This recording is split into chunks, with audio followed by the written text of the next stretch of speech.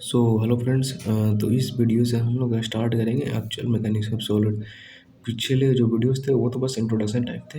ये है जो ओरिजिनली हम लोग फार्मूलाज डिफिनेशंस और भी ढेर सारी चीज़ डेरिवेशन भी हम लोग यहाँ से करते जाएंगे। ठीक है, तो हम लोग जाएंगे तो क्या देखते हैं कि हम लोग जो कोई मटेरियल है, ठीक है, अगर हम इस पर फोर्स लगाएं, अगर हम फोर्स लगाएं और इस मटेरियल का डिफॉर्मेशन नहीं कंसिडर करेंगे तो वो हम लोग मतलब जो काइनेटिक्स में पढ़ते हैं, काइनेटिक ऑफ मटेरियल, जैसे अगर हम डिफॉर्मेशन करेंगे तो हम लोग इसी पे मैकेनिक्स ऑफ सॉलिड में पढ़ते हैं। ठीक है, तो मैकेनिक्स ऑफ डिफॉर्मेशन बॉडीज के लिए कुछ एग्जाम्पल हम लोग एज्यूम करते हैं।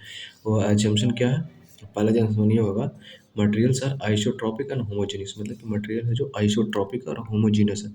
आइसोट्रॉपिक मतलब ये हर डायरेक्शन में उसका मटेरियल, मतलब ये कोई मटेरियल हुआ, इसका हर डायरेक्शन में जाएंगे तो प्रॉपर्टी सेम होगा। ठीक है, होमोजेनियस मतलब कि ओवरऑल पूरे मटेरियल में सेम प्रॉपर्टी, एक तरीके की प्रॉपर्टी। ठीक है, फिर सेकंड क्या है assumption, not dealing with forces which vary with time. मतलब कि फोर्स हमेशा कांस्टेंट होगा, ये नहीं कि टाइम के साथ वैरी कर रहा हो, सब फोर्स के साथ हम लोग डील नहीं करेंगे इस टॉपिक में, इस सारे सब्जेक्ट में। ठीक है, फिर एक और क्या है कि ये मटेरियल जो होगा वो पूरा कंटिन्यूस मीडियम होगा, ऐसा नहीं कि कहीं डिस्क्रीट कहीं कुछ, ऐसा नहीं। ठीक है, हाँ ठीक है, तो हम लोग अब पढ़ने जा रहे हैं mechanics of deformable bodies in 3D। ठीक है, तो हम लोग एज्यूम करेंगे कि ये कुछ बॉडी होगा जो कि पूरा इस तरीके से बनेगा। ठीक है, और एक हम लोग प्लेन लेके इस तरीके से कट करेंगे जिसको हम लोग बोलते हैं फिक्सियस प्लेन। ठीक है, और फिक्सियस प्लेन होता है जो इस तरीके से हम लोग कट किए यहाँ से। तो यहाँ पर एक जो स्मॉल एरिया होगा उसमें कुछ फोर्स लगेगा डेल्टा एफ। ठीक है, और एरिया होगा डेल्टा ए। ठीक है, तो जो स्ट्रेस वेक्टर हम लोग डिफाइन करेंगे वहाँ पे कुछ ऐसे डिफाइन करते हैं, stress equal to limit A tends to zero, मतलब delta A tends to zero, मतलब जो एरिया है वो टेंस टू जीरो होगा, और डेल्टा एफ बाई ए। ठीक है,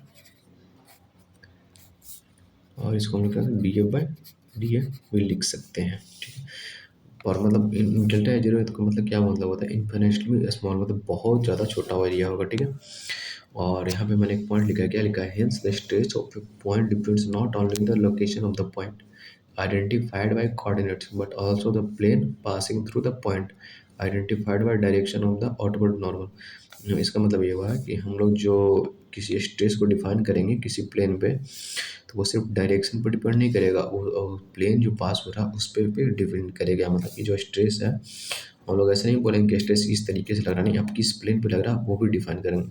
तो ये जो पॉइंट मैंने लिखा है इसका बहुत इंपॉर्टेंस है, वो मैं आगे देखूंगा। ठीक है, दिखाऊंगा आपको, फिर मैं आगे दिखाऊंगा आपको stress, state of stress eight A point. ठीक है, स्टेट ऑफ स्ट्रेस मतलब क्या होता है कि जैसे ही मतलब ये 3D बॉडी है, 3D बॉडी में सॉरी 3D बॉडी में ये कोई पॉइंट होगा, पॉइंट पे हम लोगों ने देखा कि ये पॉइंट बाई एक्सिस के साथ है प्लेन ना, तो इसीलिए हम लोग इसको डिनोट करेंगे। अगर बाई डायरेक्शन में होगा तो सिग्मा बाई, या फिर मैं हम लोग बहुत ज़्यादा देखूंगा, बहुत किताबों में देखिएगा सिग्मा बाई बाई। ठीक है, एक सेकंड, ये हिल रहा और सी, और जो ये मतलब कि ये टाउ बाई एक्स है, इसका क्या मतलब होता है कि टाउ मतलब शियर स्ट्रेस जो कि प्लेन के अलोंग लग रहा है। ठीक है, और बाई मतलब कि बाई एक्सिस के मतलब प्लेन में। ठीक है, और एक्स मतलब एक्स डायरेक्शन में। वैसे ही मैंने एक तीन तीन छः तीन नौ नौ नौ वेक्टर मैंने, या फिर स्ट्रेस कहें तो मैं डिफाइन किया है प्लेन में, तो उसे हम एक मैट्रिक्स फॉर्म में लिखते हैं जिसको इसको हम लोग बोलते हैं स्ट्रेस टेंसर। मैट्रिक्स फॉर्म में लिखते हैं ना उसको स्ट्रेस टेंसर बोलते हैं। उसके लिखने का ट्रिक मैंने लिखा है X X by by Z Z. तो यहाँ पर लिखेंगे sigma X X tau X by tau X Z. ठीक है, tau by X, tau sigma Y by tau by Z, tau Z X, tau Z Y and sigma Z Z. ठीक है, ये हमारा टी रिप्रेजेंट स्ट्रेस टेंसर मैंने लिखा भी है। तो ये हमारा डिफाइन करता है मतलब स्टेट ऑफ स्ट्रेस का। स्टेट ऑफ स्ट्रेस के लिए क्या हम लोग बोले ना, मैंने पिछली बार में पढ़ा था कि हमें प्लेन का भी देखना होता है, डायरेक्शन का भी देखना होता है। इसमें भी प्लेन भी जो दिखाया है मैंने कि बाई वाले प्लेन में और एक्स के डायरेक्शन में। ठीक है, और मैं एक पॉइंट मैंने आपको बोलूँगा कि ये जो बनता है ना मैट्रिक्स, तो ये जो सिग्मा एक्स है, sigma by by sigma Z ये हुआ, और ये तीनों सिमेट्रिक होते हैं। क्यों होते हैं सिमेट्रिक, मैं इसमें डिफाइन किया। तो वो शियर स्ट्रेस है कॉम्प्लीमेंट्री, सिमेट्रिक मतलब कि ये एक दूसरे के कॉम्प्लीमेंट्री हैं। ठीक है, वो कैसे मैं वो बता रहा हूँ। अगर ये कॉम्प्लीमेंट्री जगह तो 6 ही इंडिपेंडेंट वेरिएबल्स होगा। वैसे हमें 9 दिख रहा है, लेकिन ये 3 सेम है, तो 3 ये 3 6 ही इंडिपेंडेंट वेरिएबल्स होगा।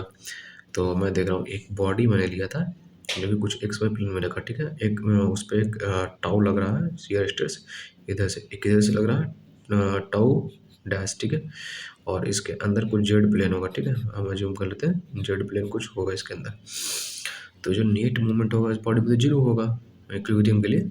तो जो टाउ है, tau into area, Z into x क्या हो जाएगा, फोर्स इंटू डिस्टेंस क्या हो जाएगा, मोमेंट, ठीक है। तो ये हमारे इस वाले शियर स्ट्रेस से ये मोमेंट निकाल दिया। फिर हमारा एक और शियर स्ट्रेस क्या है, टाउ डैश। तो उससे हमारा मोमेंट क्या हो जाएगा, Z into Y into X. Z into Y मतलब area, shear stress into area, force into distance, moment equal to moment. तो ऐसे ही देखेंगे एक्स बाई जेड दोनों तरफ कट गया, तो हमारे क्या बचा, tau equal to tau dash. मतलब कि जो शियर स्ट्रेस होगा दोनों क्या हो जाएगा, कॉम्प्लीमेंट्री, मतलब दोनों एक दूसरे के इक्वल हो जाएगा, ठीक है।